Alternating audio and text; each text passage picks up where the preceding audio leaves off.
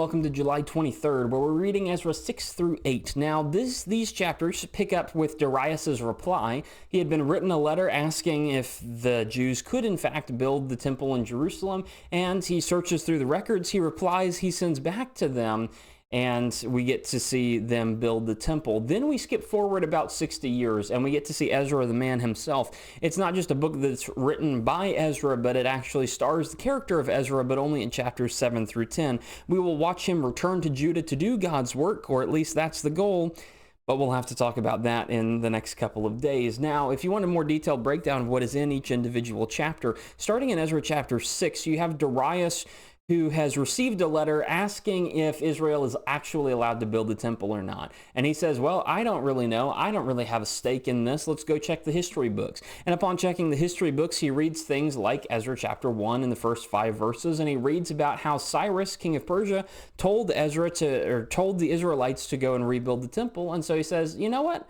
They should go and rebuild the temple. That's perfectly fine. And so he sends them that. He gets them officially verified. And at the end of Ezra chapter 6, Israel builds the temple. They finish that, and they celebrate the Passover feast. Now, when you get into chapter 7, again, you're skipping ahead 60 years.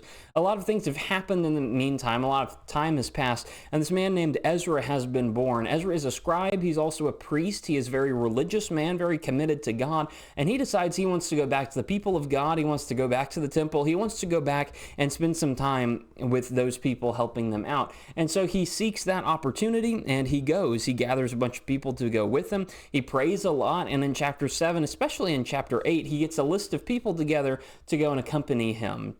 One of the problems that you run into is he doesn't actually have any Levites with him.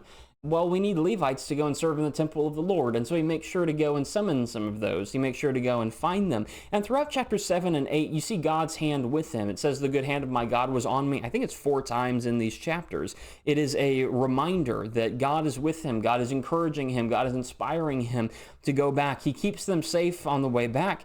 And so at the end of chapter 8, Ezra arrives in Jerusalem just to see some problems, but we're going to have to wait to cover those problems until tomorrow. Right now, we get to rejoice in the fact that Ezra has arrived safely, and tomorrow, July 24th, we'll read Ezra 9 through Nehemiah 1 and start to see some of the actual issues that are going on in Jerusalem. There are always more details on the written page if you want them, and if not, then I'll see you tomorrow.